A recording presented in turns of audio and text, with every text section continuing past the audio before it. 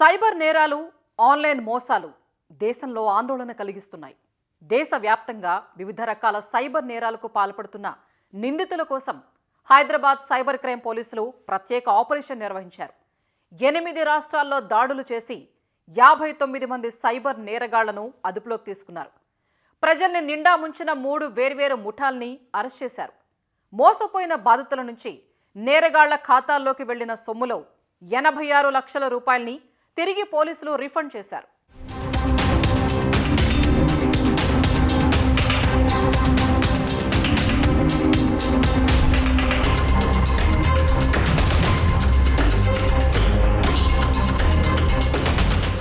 Cyber నేరాలపై ప్రజల్లో పెరుగుతోన్న అవగాహన, పోలీసుల చురుకుదనం కారణంగా గత నెలలో హైదరాబాద్ సిటీ సైబర్ క్రైమ్ పోలీసులకు 320 ఫిర్యాదులు వచ్చాయి. వీటిలో 222 కేసులు Hyderabad city cyber crime police స్టేషన్లో, 106 కేసులు జోనల్ సైబర్ సెల్స్లో నమోదయ్యాయి.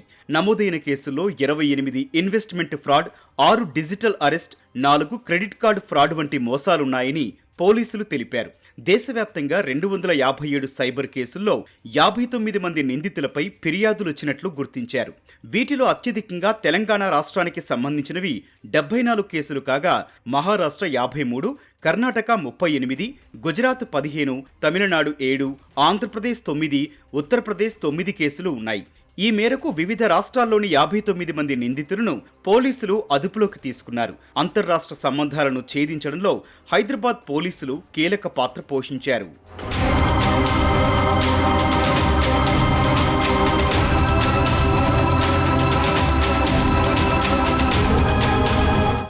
సైబర్ నేరగాళ్ల నుంచి అనేక వస్తువులను పోలీసులు స్వాధీనం చేసుకున్నారు.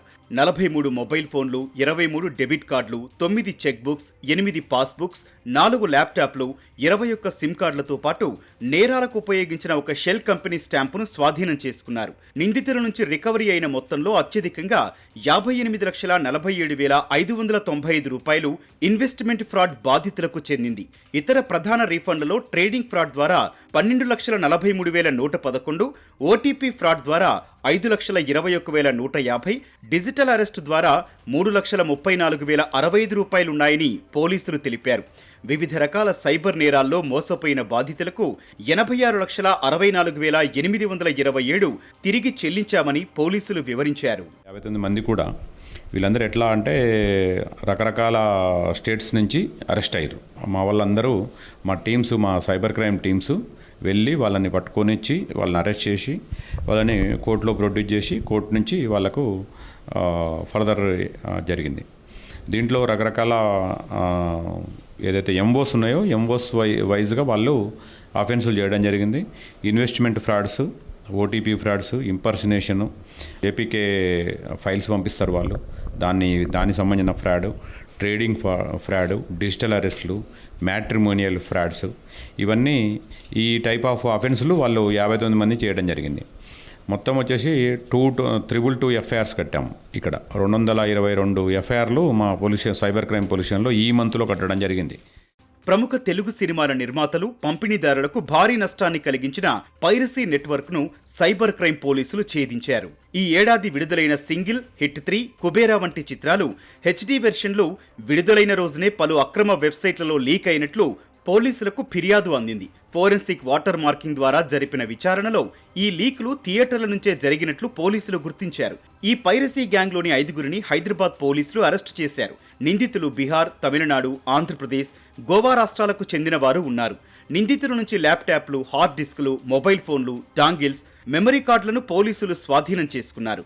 హైదరాబాద్ మలక్పేటకు చెందిన ఒక రిటైర్డ్ వైద్యురాలు డిజిటల్ అరెస్టు మోసానికి బలై ప్రాణాలు కోల్పోయారు. మోసగాళ్లు తాము బెంగళూరు పోలీసులమని నమ్మించి వీడియో కాల్స్ ద్వారా ఆమెను భయపెట్టారు. బాధితురాలపై హ్యూమన్ ట్రాఫికింగ్ కేసు పెట్టామని, ఆమె అరెస్టు కాకుండా ఉండాలంటే డబ్బు చెల్లించాలని తప్పుడు పత్రాలు చూపించారు.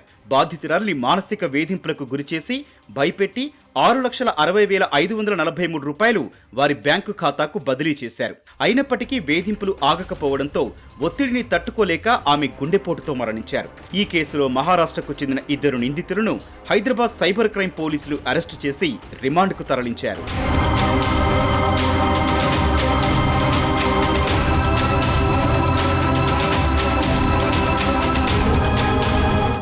వివాహం పేరుతో మోసాలకు పాల్పడే మరో గ్యాంగును పోలీసులు పట్టుకున్నారు. ఒక అవివాహిత యువకుడు ఖూబ్సూరత్.రిష్తే అనే ఇన్స్టాగ్రామ్ అకౌంట్ ద్వారా పరిచయమైన మహిళను నమ్మి పెళ్లి చేసుకోవాలనే ఆశతో 25 లక్షలు చెల్లించాడు. పరిచయమైన మహిళ ఉపయోగించిన ఫోటోలు పాకిస్తాన్కు చెందిన ఒక యూట్యూబర్వి అని తేలింది. బాధితుడు మోసపోయానని గ్రహించి పోలీసులను ఆశ్రయించాడు. ఫిర్యాదు అందుకున్న పోలీసులు కర్ణాటక, హైదరాబాద్కు చెందిన 3 నిందితులను అరెస్టు చేశారు. వారి నుంచి మొబైళ్లు, ల్యాప్టాప్లు, బ్యాంకు పాస్బుక్స్ను స్వాధీనం చేసుకున్నారు. సైబర్ నేరగాళ్ల వలలో పడకుండా ప్రజలు అప్రమత్తంగా ఉండాలంటోన్న పోలీసులు గుర్తు తెలియని వ్యక్తులు డబ్బు అడిగినా, పోలీసులమని బెదిరించినా వెంటనే సైబర్ క్రైమ్ పోలీసులకు ఫిర్యాదు చేయాలని సూచిస్తున్నారు.